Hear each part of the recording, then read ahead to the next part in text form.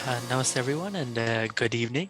Welcome to our third session of 8 series that we have, and very lucky with Jeffrey Armstrong G. Um, and today we have a very special MC, our very own youth member of the Canadian Hindu Chamber of Commerce. It's my pleasure to introduce Vedanshi Patel Ji. Vedanshi Ji is a system design engineer student at the University of Waterloo. Just recently joined CHCC as a youth member, but has been involved in the Hindu community for many years. Throughout her high school years, she volunteered for the Hindu community, as well as Waterloo. She works with the Gujarati community, as well as the Hindu community there. And she's been helping her dad with the SGVP Canada activities, and her future involvement with CHCC and the youth group is something we're looking forward to. So now I pass it on to our MC, Vedanshi ji. Hello, namaste everyone. It's very nice to be here. Again, welcome to the third session of our How to Reframe Your Hindu Identity. And so today, starting off, the event would not be possible without our sponsor, Joe Maranaji. Joe Maranaji was born and brought up in Puri, Odisha, one of the 4 sacred dhams for Hindus. He is a veterinarian by education with a sales and marketing background, looking at all India operations for a pharmaceutical company. He started as a financial advisor and estate planner with Sun Life Financial and moved to real estate sales as a broker. And now he works as an icon agent in EXP Realty and also a mentor for new realtors to be successful in their career. He's a certified international property specialist and a certified luxury home marketing specialist, and is recognized around the globe as a gold standard in luxury home sales and a peer network. So now we will invite Joe Maranaji to say a few words. Jai Hind, Bande Mataram, and Bande Utkal Janani. I'm sincerely thank Canada Hindu Chamber of Commerce for providing me a chance to be part of this platform. As we are working hard to unite Hindu business and Canadian Hindus in our platform so that we can stand united and coordinate and help each other to represent our cultural, social, and economic interests. So about a little bit like Bharat is my Janmabhoomi and Canada is my Karmabhoomi. So thank you again. And I'm a ardent fan of Jeffrey Armstrong ji and all my fellow like Canada Hindu Chamber of Commerce member. This is a great beginning and we have to work hard to bring everyone in the same platform. So thank you again. And I'll be very eager to listen to Jeff Armstrong ji. I'll not waste more any of time. Thank you. Namaste. Thank you once again, Maranaji. Now for our MOU, we're very lucky to have the Hindu Pratha organization as our MOU for today. Hindu Pratha organization is dedicated to helping Hindus abroad, either their ashes dispersing ceremony, including puja, pilgrimages, and registering in the ancient family registering. So now we will be inviting our Hindu Pratha organization to say some few words. This is Bimal Arora. I represent Hindu Pratha and I'm in the United States at this moment, but I operate in India. We help people all over the world, not only Canada and USA, to carry out the rituals. See, rituals in the earlier stages were long process. When many years back, people used to follow rituals and they used to go for days. Now people have no time and they have no knowledge. The people living abroad have no knowledge of how to perform these rituals, especially the youngsters. The elders still know. So we help them and we sort of coordinate everything for them so that they can carry out their religious rituals in a manner which will never make them forget their roots. You see, after all, our religion is science, and everything which we do is connected to science. Even the rituals post-death, post-cremation, everything has got some meaning. And of course, we will explain those meanings when we have more time with you people. But our organization helps people who can come to India to perform the rituals and those who cannot come to India to perform the rituals.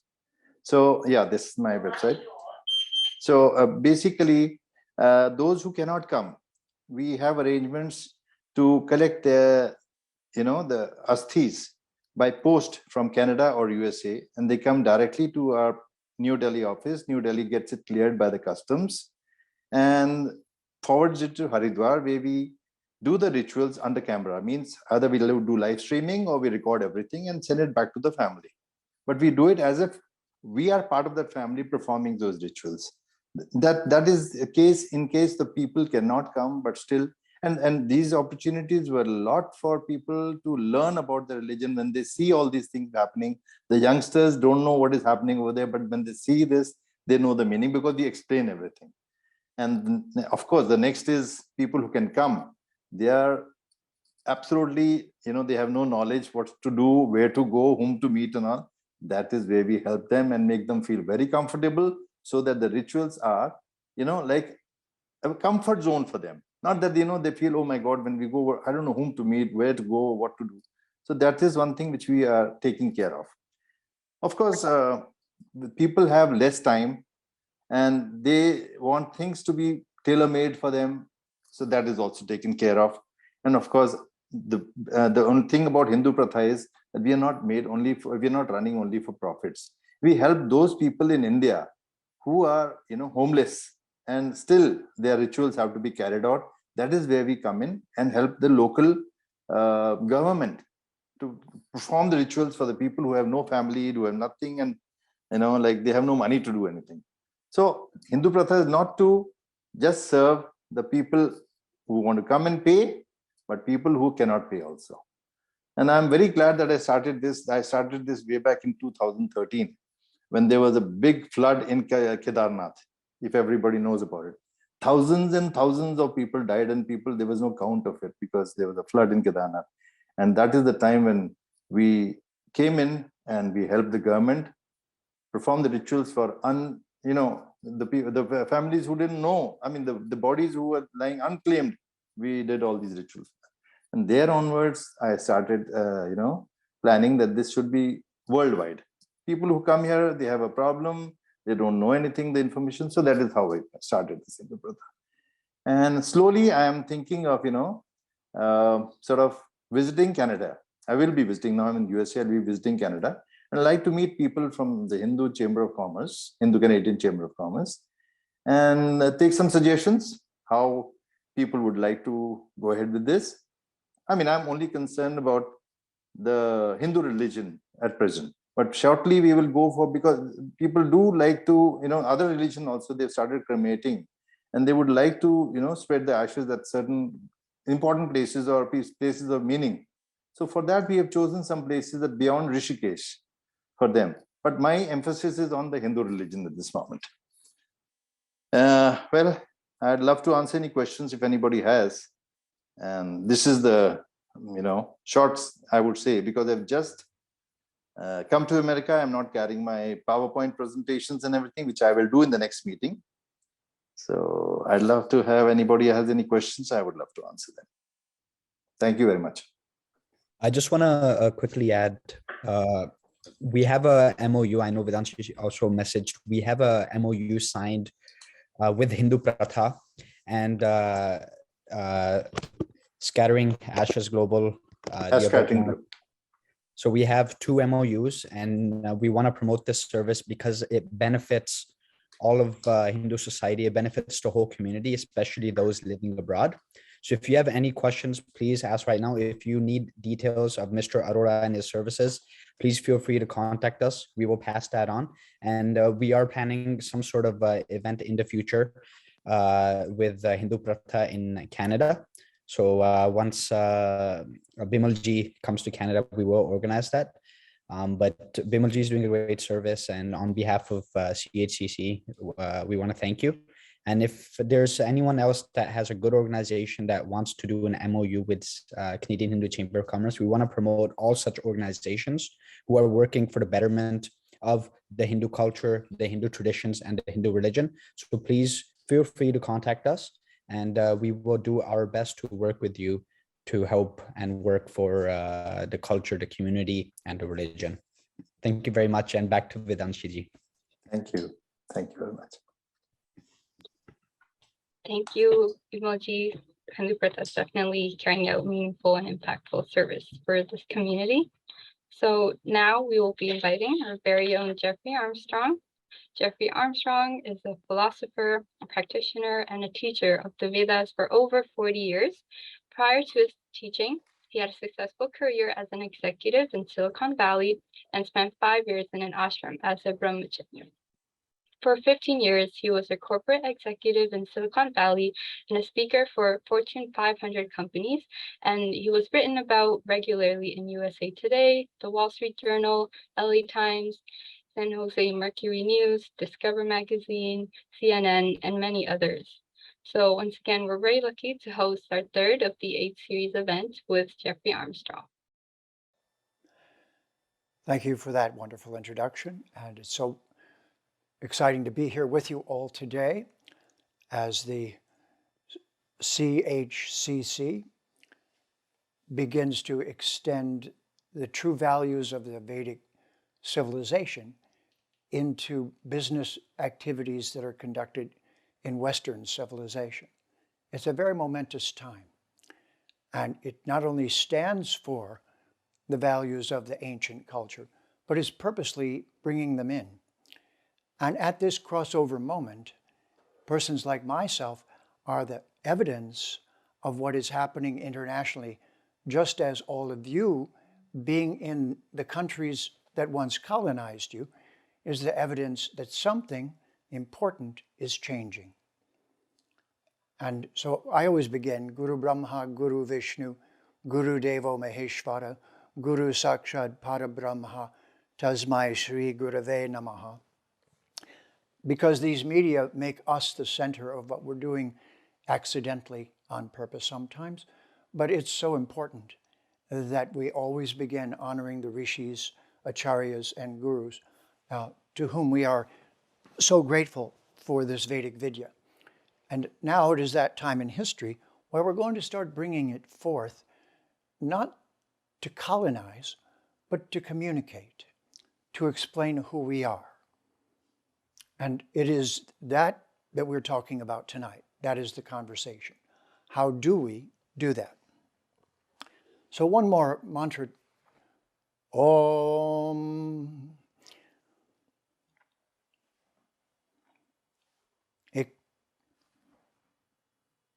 Om Ekadantaya Vidmahe Vakratundaya Dhimahi Tanodanti Prachodayat.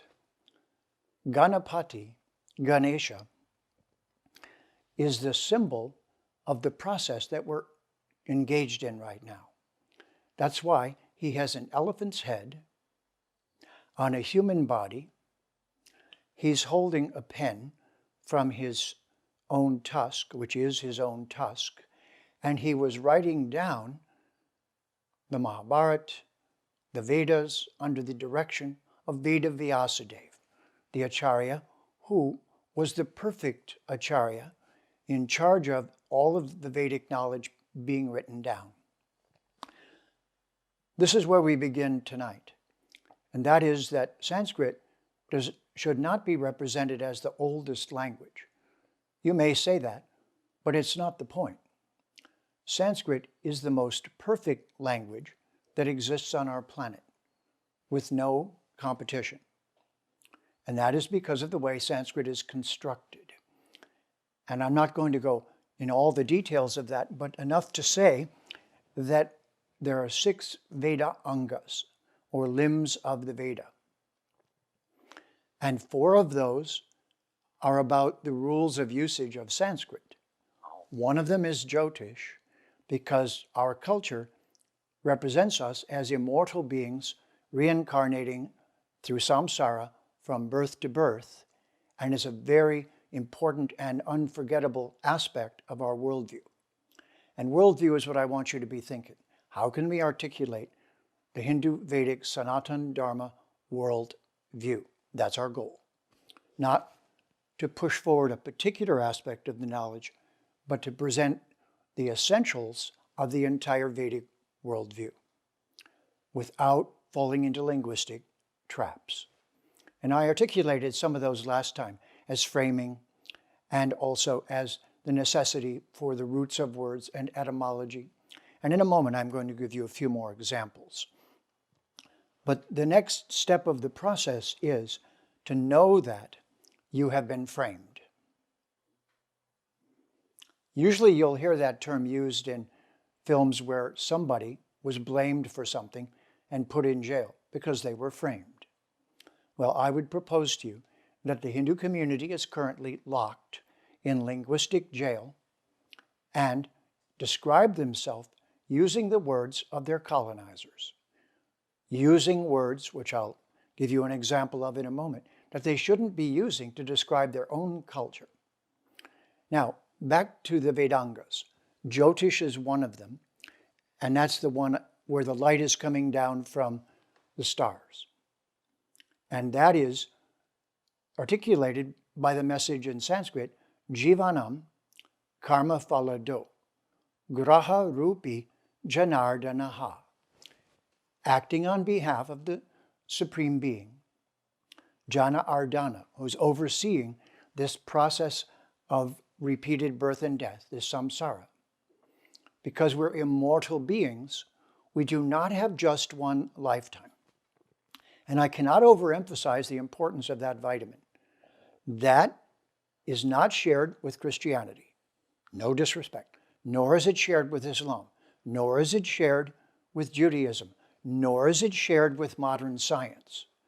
So if you want to know where to really begin the conversation, ground zero, it is the viewpoint that we are immortal beings in a realm that we have come to gather experience, having come from another realm, and each of those realms has a name.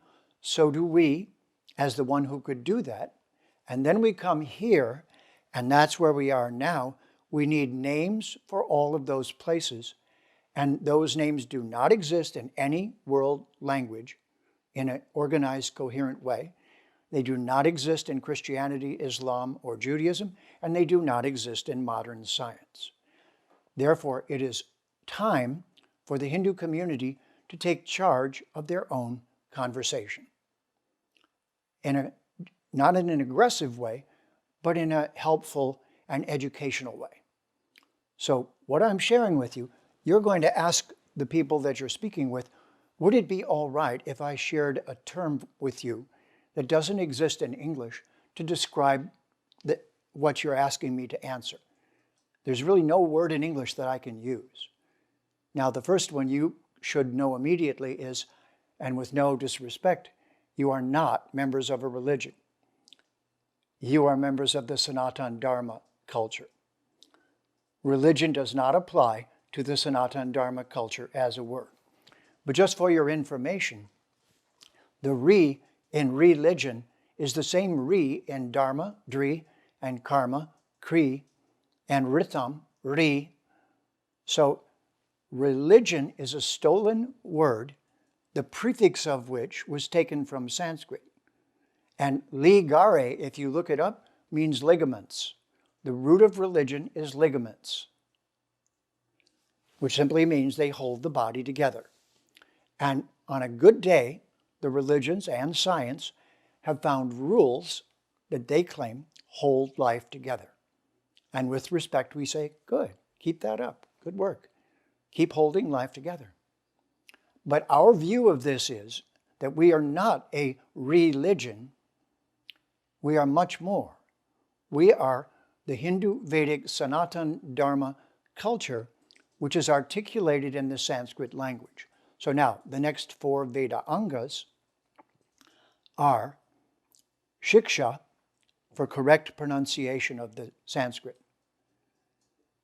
Then Nirukta, for the correct roots of each of the words that we use that are unvarying, and there are 2,212 roots or Niruktas.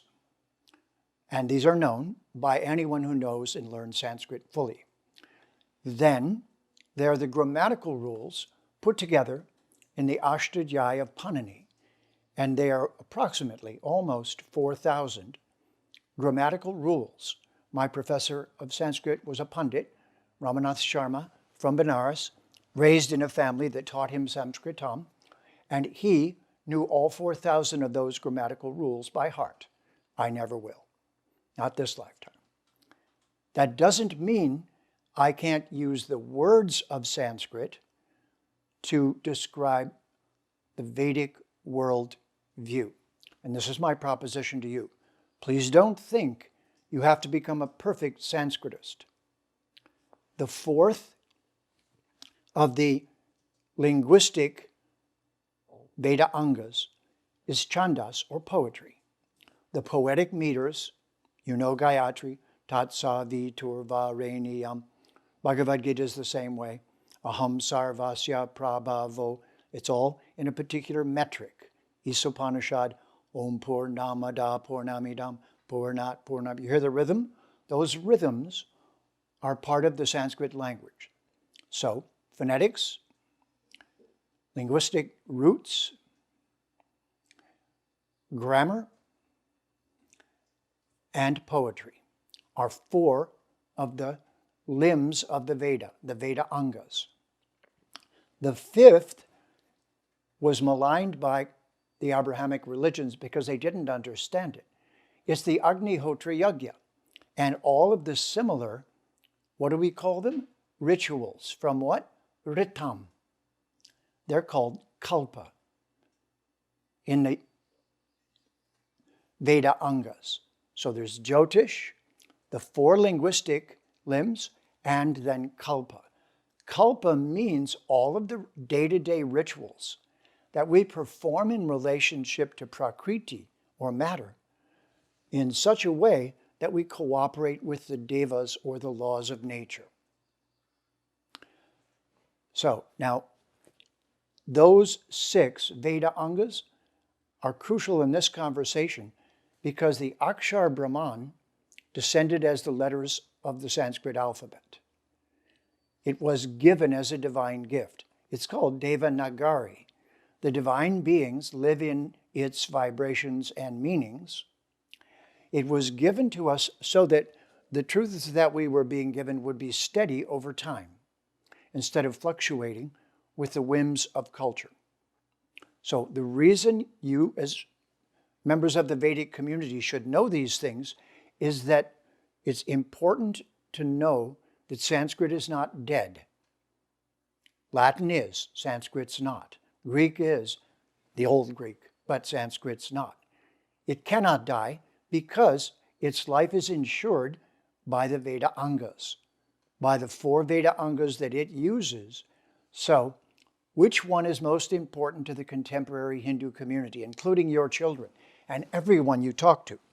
And the answer is nirukta, meaningful words that do not exist in English.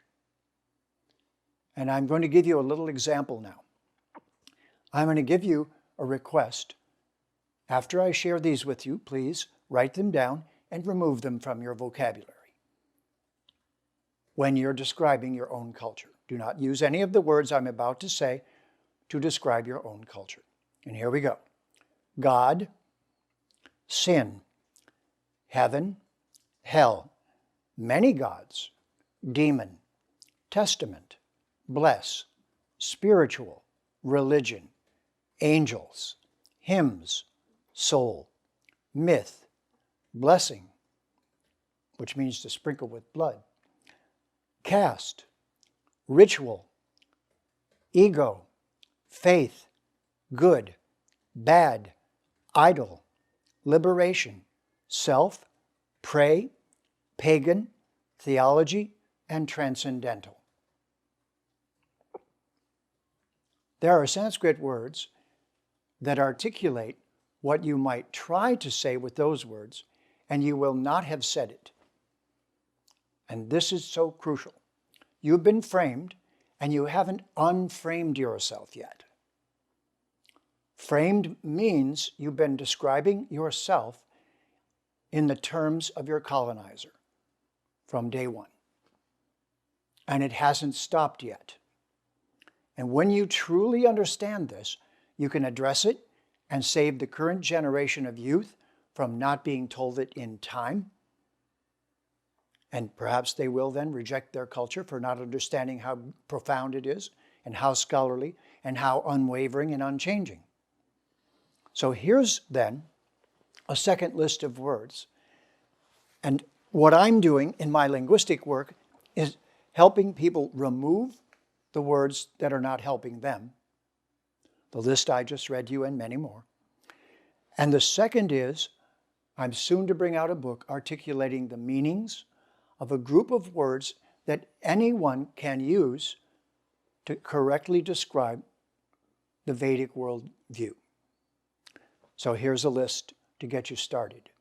Brahman, Atma, Prakriti, Vedic, Gunas, Doshas, Yoga, Moksha, Vrittis, Devas and Devis, Tapasya, Varna, Ashram, Nirvan, Paramatma, Samsara, Jnana, Karma, Bhagavan, Vedas, Prakriti, Sanatan, and Vedanta. I said Prakriti twice. So there's your first list. But you're going to be using English to describe the meaning of those words. And that's the puzzle. If you're not careful, you'll use the wrong English words to define the meaning of those words, and you'll be back to square one. You won't have done anything.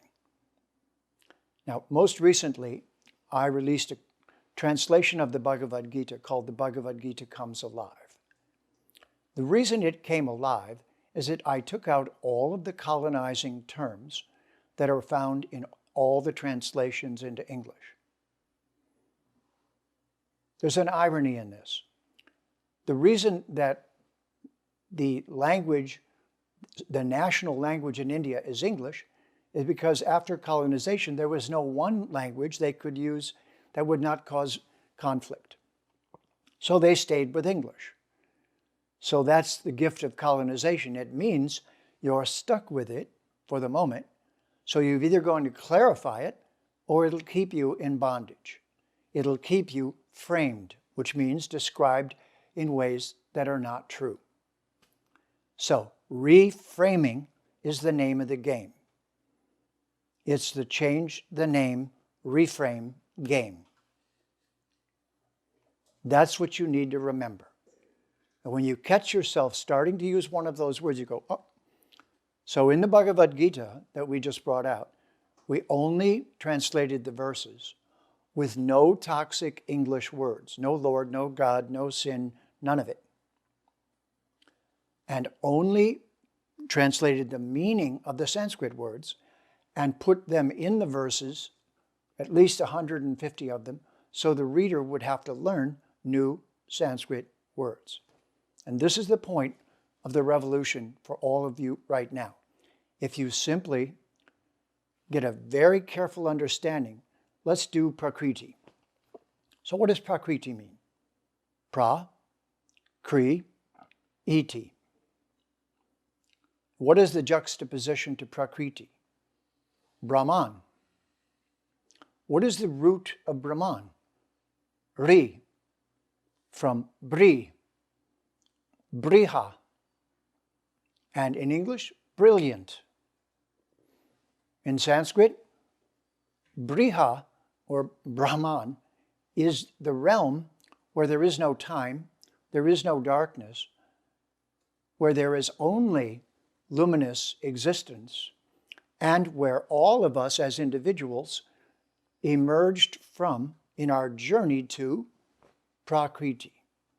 And what is the name for all of us as we did that? Each one of us is an Atma. Our identity statement, Aham, I am, Brahmasmi. Who I am is Brahman in nature. Where I am is the other place. The other place is called Pra, Kri, Iti. Pra, things are produced. Kri, by chains of cause and effect. Iti, iterated. There it is in English. The Sanskrit word iti is the word English, iterated, reiterated. So pra, kri, iti is that place where everything is made of parts and the parts all break apart. Nothing here lasts. And time rules here because time is the duration of those things being put together and lasting and breaking apart. Everything here is made of parts except us. We, the Atma, are from Brahman, so Aham Brahmasmi. That's my true identity. I'm a Jiva Atma because I'm able to contact Prakriti, and then I get a life force, and that prana makes me Jiva Atma. I'm inhabiting a body inside of Prakriti. Now, what I just did was a small reframe. That is the worldview of the Vedic civilization.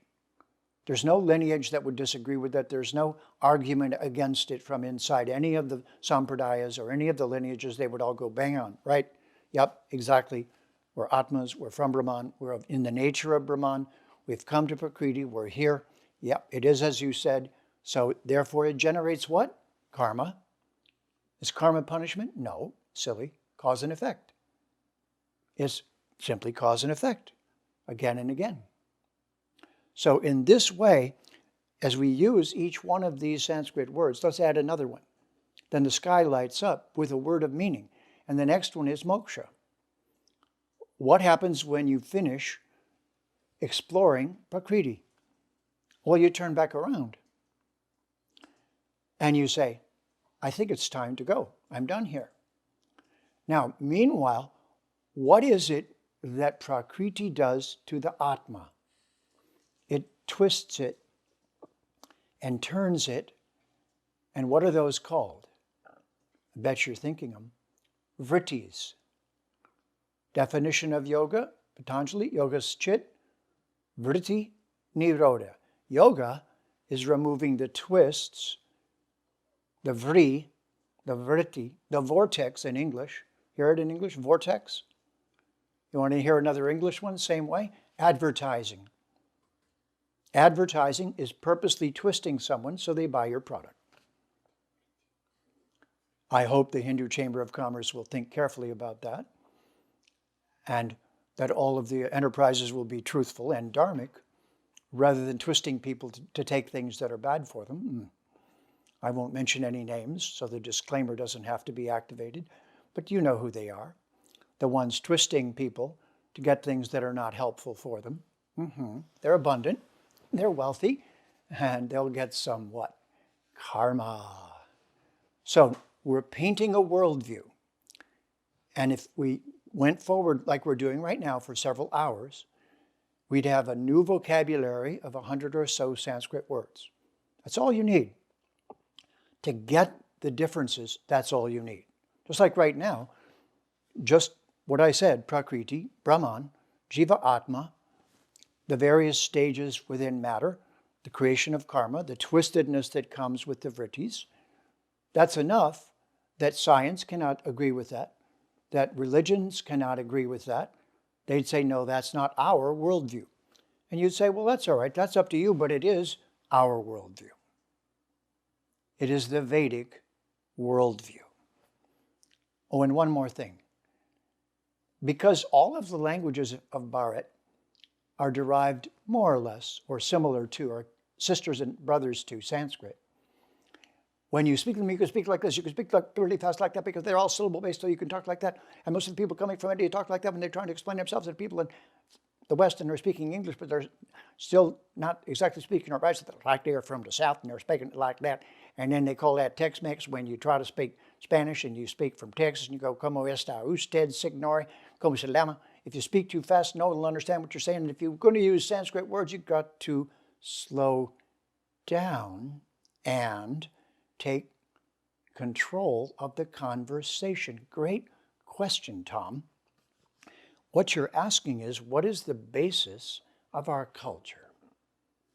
Well, the first answer is, we cannot die. Cannot. That's the first principle of our civilization. And that all of us, knowing that about each other, do this. I look past your clothing, past your body, past your thoughts, past whatever you're immersed in, and I look at you and say, namaste. I'm looking at the real you, and I'm showing the respect you deserve. We're hoping they will look and see the real them as well. But if they don't, it's the least aggressive way that we could try to express what we're experiencing. That's how I see you. Does that violate any principles you have? Does that make you feel horrible? No. Does it mean I'm going to hurt you? No. Am I going to convert you? No. Am I going to colonize you? No. We'll have a polite conversation. We'll become friends. And if you're interested in my worldview, I'll share it. If you're not, I won't impose it upon you. So we need to reframe the entire Hindu community softly, gently, conversationally, in a friendly way, but very knowing of these linguistic principles. Now, the reason Sanskrit is what it is today is it did not drift away. Its meanings did not drift. And that's because of those Veda Angas that I pointed out to you, that they are the scientific basis of Sanskrit as the mother of most of, at least the European and many of the Asian and many of the other languages around the world. There are roots in Sanskrit that go back thousands and thousands of years. Once this is understood, then it will, and one of the books that I'm putting out will make it quite clear, that Sanskrit is buried inside of English everywhere you look. Just no one's been looking so far. So the next linguistic revolution will be to see all the Sanskrit in English. But I wanted to give you one meaning on an English word that I took off the table, just so you would know. Think for a moment to yourself, what is the Sanskrit name for where the Devas and Devis live? Don't say it, just think it. Okay? Now, I'm going to tell you the actual meaning of the word heaven. You ready? Okay. So, in Scotland, where they also spoke a form of English as it evolved, it was very bad weather. And the glaciers earlier scraped all the soil away and they just have rock. So one of the crops that grows well there is oats. And they're a hardy grain and they grow in the short Scottish growing season. So when the oats grow up, they grow like wheat does, they get tall. You come with a sickle, you cut them down. You bring a tall truck and a pitchfork and you throw the oats into the wagon. But now I've got to tell you the name of the oats. It's called Avon. You'll see pharmaceuticals in the drugstore that are based on Avon. They're even called that. They're body creams and things like that. They're good for your skin because they have Avon or oat in them. So you're about to see it, aren't you? So if you have enough oatmeal to go through the cold Scottish winter, you're in heaven, folks. If you have enough Avon or oatmeal to go through the winter, you're in heaven. That is the only meaning of the English word heaven. There is no description of another loka or location in the Bible, in the Old Testament, in Islam, in science. But we, on the other hand, and you know what the Sanskrit is for what I described, it's called Svargaloka. But is Svargaloka the only other loka? No. We're on level 8. They're on level 10. Bu, Bhuva, Sva. So we have a cosmology, we have a worldview, and we don't have a heaven. As a matter of fact, we don't eat much oatmeal. So that shows you that you've just eliminated that word from your vocabulary. It is not, and here's the key word, a synonym with Svargaloka or with any loka. There is no such place as heaven. The opposite word is hell, and all it means is a hole in the ground. Look it up in an etymological dictionary. So in the last episode, I did give the name of the etymological dictionary. So this is called reframing. This is the reframe game that I'm inviting the entire Hindu community to join me in playing. And teach your children and your friends 108 words of your own vocabulary. the ones that articulate the worldview as you hold it. And the game will change. My time is up. I'll hand it over to you now for questions. Thank you for your listening. Pranams. Thank you. Thank you so much, Jeffrey G. I see questions are coming in, and I think that's a really in-depth session. I think someone wanted to ask a little bit more about the root of blessing. You said not to use blessing. Is there something more related to our Sanatan Dharma that we use instead of the word blessing? Blessing means to sprinkle with blood. That's its only meaning, or its primary etymological meaning. So when you sprinkle something with blood, you're giving a blessing. It could be related to the idea that we do the Agnihotra Yajna to sanctify, to offer up the foods that we're about to eat and say thank you to the devas and say we're in a reciprocal relationship with you. But the meaning has completely gotten lost.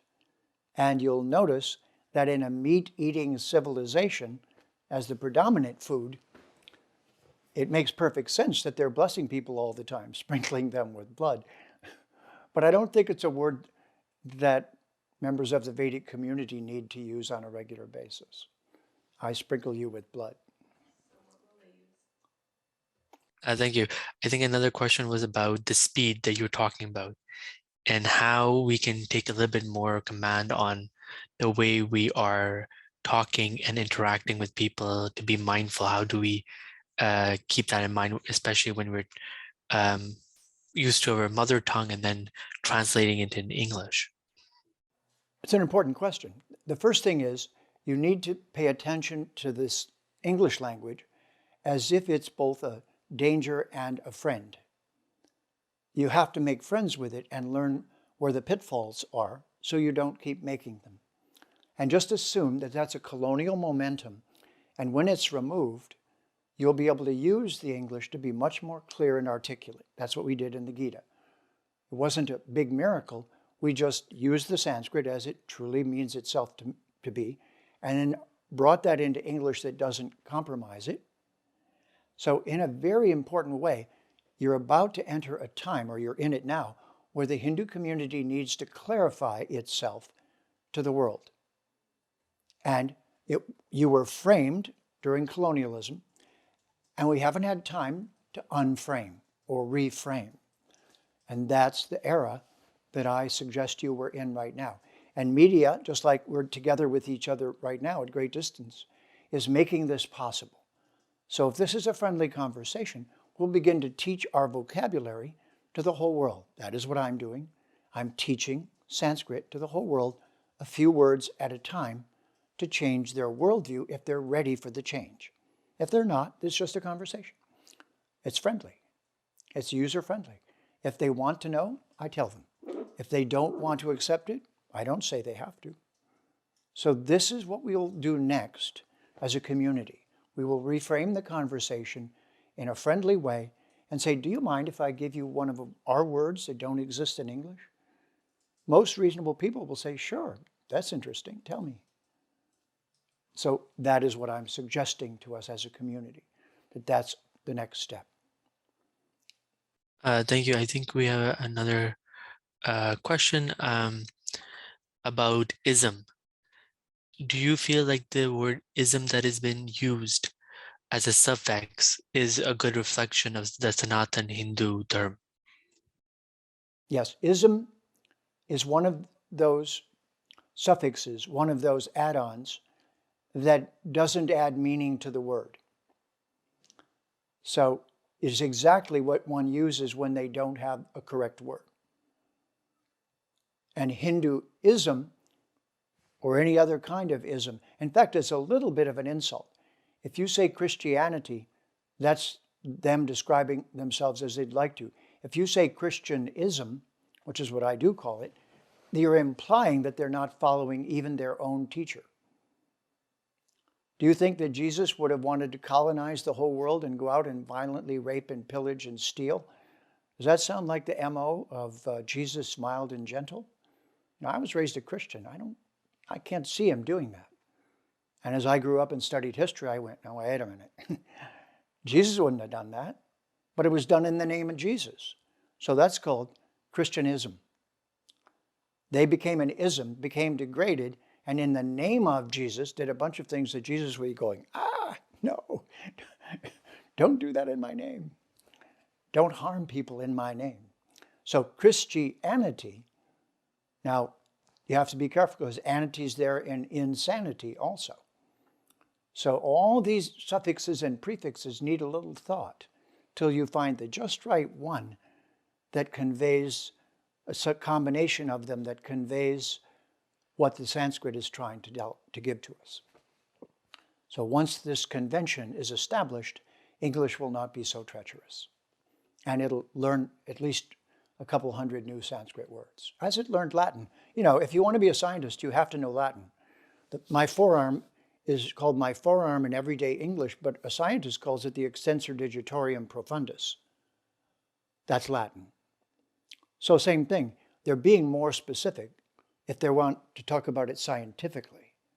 And that's how Latin got introduced into English to act as a scientific language. So let's just say we're adding another scientific language to English to grow it up, smarten it up, and take out all the chaos.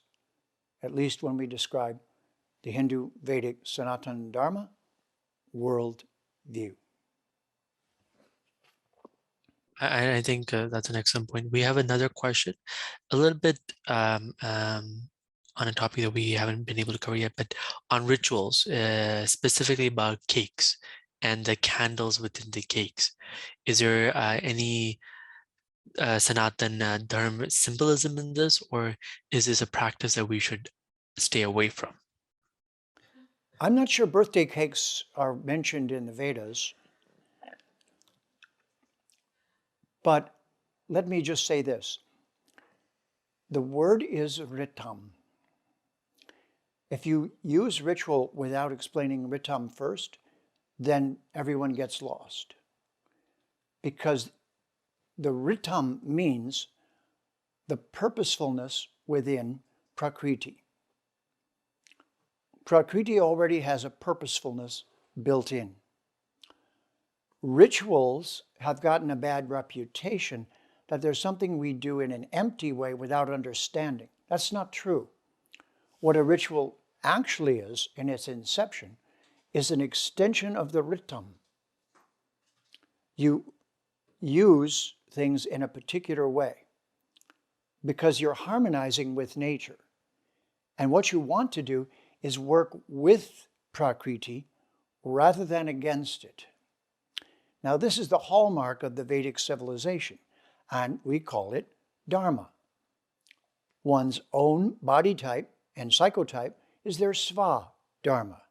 In Jyotish, we look at that to help the person find an occupation that's harmonious with their disposition and their nature.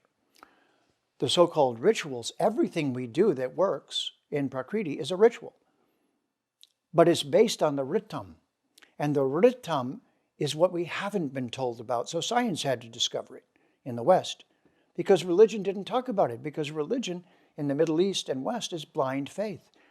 There's no scientific discussion.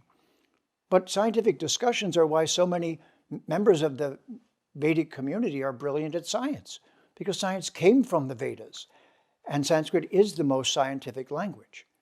And so all the things we do to harmonize with Prakriti, you may call them rituals, but first you should say they're cooperating with the ritam, because we're a dharmic culture. And we're even a Sanatan Dharma culture, which is we're mindful of our Atma getting moksha rather than being stuck here from going against the rules of Prakriti. See how I changed it, shifted it, clarified it? When the Hindu community can do that, all of the framing will go away and everyone will know what we stand for. Thank you. Again, great questions, everyone. If we can't get to all of them, we'll for sure forward these questions to Jeffrey G. And have them answer it. I think Sanjay mentioned something really important. Yesterday, the BAPS, a Canada organization, inaugurated the research institute that will facilitate Sanskrit and other languages. And I think another great step. The next question we have here is about dealing or educating with those blind faith followers. Is it our responsibility to change or educate them? Or is it more of ourselves to be educated before on the dharmic duties? There's a verse in the Bhagavad Gita that's quite articulate about this. Yad yad acharati shreshtas tat tad evetaro janaha sayat pramanam kurute lokas tad anuvartate. If whatever you're teaching is something that you're also practicing, that's convincing. That's moving in the same way you're speaking. That's acharya. So we know within our civilization that just speaking the words of the Vedas is only the beginning. But knowing their meaning, knowing how they're to be lived, then implementing that in our lifestyle in such a way that we work harmoniously with Prakriti, grateful for 7 generations behind us, and mindful of the next 7 generations after us. Why? Because we care. Why? Because even caring is following the ritam, but it's our true nature. It's in our best interest, and beside, the best way to teach is as an acharya. Even Western civilization says, teach by example. But we said it first, and the Sanskrit says it perfectly. So that is the answer, that we will not force people, coerce people, point our finger at people. It's the same reasoning in the beginning and later part of the Bhagavad Gita. Bhagavan says, you know, Arjun, I'm telling you about myself because we're friends. So I would like to suggest to the entire community that they take that to heart and simply be user-friendly. But the missing component now, everyone knows the Hindu community has 0% prison population, the least of any country in the world, everywhere. They're the smallest number of criminals. Why is that? Yad yad acharati shreshtas, because they're taught to be dharmic, because it's the inherent nature of their being. So this part will just come out more and more. And it's why hundreds of millions of people born outside of India are taking to yoga. To do what? Remove the vrittis that come in from what? Well, advertising and all the twisted behaviors. So if your own behavior is not twisted, and if your words are clear, and if your attitude is namaste, there'll be another day, and it'll be a namaste. I believe that's what the CHCC really stands for, is let us help you to see what we see as Hindus, and do this in a way that benefits the world through commerce, not destroys it through exploitation. That's why I'm here, because I believe that's what you're all about. Absolutely. And the last question for tonight, is there any Sanskrit word for non-vegetarian that represents non-vegetarian? There's a Sanskrit word for everything that you need to say, positive and negative, about our conduct. But let's just say that the Sanskrit was wise enough to suggest that the principle is not exactly what you eat, it's the dharma of where you live. Telling Eskimos to be vegetarian is not so brilliant, not likely to work. So the principle is ahimsa. These other English words obscure the meaning of that. Ahimsa, and unfortunately, with perhaps good intentions, but Mahatma Gandhi ruined that word by calling it no violence. Ahimsa does not mean non-violence, with all due respect to the deceased. it means the least amount of violence while doing your Dharma. Arjuna was not non-violent. Arjuna was very concerned about the violence that was a part of his Svadharma as a Kshatriya. He was not going to be happy about it no matter what. But the question was, is it his Dharma? So the Vedic civilization is probably the most concerned civilization about that first question.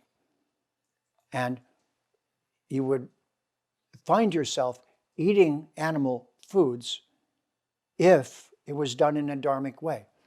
But think about it. Are animals raised in dark buildings and tortured and with a painful, miserable life their whole life? Is that a way to treat other living entities and then put that on your kitchen table and have it for dinner? Does it make sense? No. So did the animal have a life, you should ask? Were they treated in a way that they loved their existence? And is it absolutely necessary for me to take their life? In which case, I say to the devas, sorry about that. It appears to be my only choice at this moment. But at the same time, we're caring and concerned about it. We don't just think it's our right. We know that we're causing more displacement, and consciously, we will create less if we can. And that is the hallmark of a Dharma culture. The rules are internalized as principles, not just rules. And that's why you're not a Hindu religion. You're the Hindu Vedic Sanatan Dharma culture. Thank you. Thank you so much. Now I want to invite our Vice President of CHCC, Kushaga Sharmaji, for the vote of thanks. Kushaga-ji. Namaste, everyone. Thank you so much for taking time out of your Sunday evening to join us today for a very special and education and enlightening experience here today with Govinder Rishiji. I'm sure Govinder Rishiji, he had so many points that we can take home with us, but what I think is a good starting point is we take one word that he said not to use. I'm not going to repeat it. I'm going to start by doing that. And we take one word and we start replacing it. If we can, I think we can just take one word and start using the Sanskrit, the actual word for it, the dharmic word for it, then I think we can make some change. So we'll start with one word each, and each person can slowly start making change. I want to thank our board of directors. Our board of directors are very instrumental to the functioning of our organization. I'll quickly just go through each of them. Naresh Chavraji, thank you so much. He is our president. I see he's here with us. He's from Gujarat. We have Kishore Maheshwariji. He's based in Calgary, but he's from Pakistan. We have Thiru Sivaswamiji. He is from Sri Lanka, based here in Toronto. We have Ritesh Sahuji. I believe he's with us today as well. He's from Ottawa and originates from Madhya Pradesh, India. Rashmikanchi, he originates from Gujarat. Ganeshi, I believe Ganeshi is here as well. He's from Odisha, the great state of Odisha, and he's here in Toronto as well. Bhavesh Bhatt from Gujarat as well, based in Brampton. Suresh Agrawal, he's also based in Canada. He has his roots in Haryana, India. We have Bhadresh Kumar Patelji. He's based here in Guelph, but he originally from Gujarat. We have Aditya Twatia ji. He is from Western UP, but lives on the BC West Coast near Govinder Rishiji. Amit ji as well. He is originates from Bangladesh. He's based here in Toronto. Prashant ji is from Kerala. He's based in Montreal, Quebec. Those are all of our board of directors. So once again, thank you so much to our board of directors. Next, I want to thank our sponsor for today's session, Mr. Joe Maharanaji. Thank you so much for sponsoring this session. As you may know, each session is sponsored by a unique person. So if you haven't sponsored yet, please take this opportunity and book our next session. Our next session is on August 7th, 2022. If you are interested in becoming a sponsor, please let us know. If you know someone else that may be interested in becoming a sponsor, please let us know. Sponsors are the lifeline of sessions like these. And with everyone's support, we had a very good turnout today. We're averaging over 50 participants. So thanks to everyone for taking time out. It's because of every participant, every member of the community, that it's possible to do these sessions and bring more sessions in the future.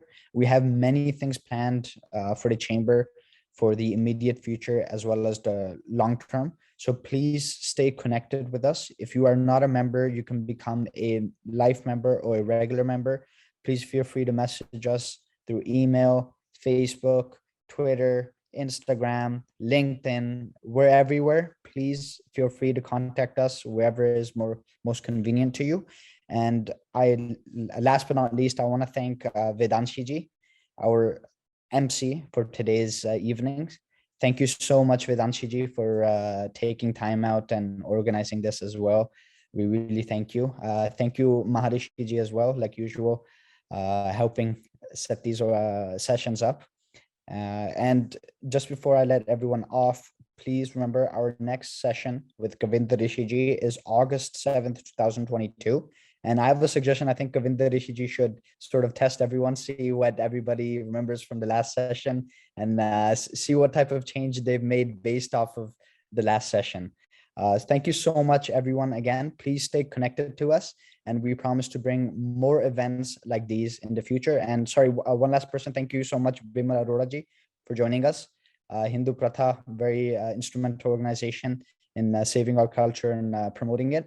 So thank you as well. And thank you so much, everyone, once again for joining. And we hope to see you all at the next session and hope to see you with us for many more events to come.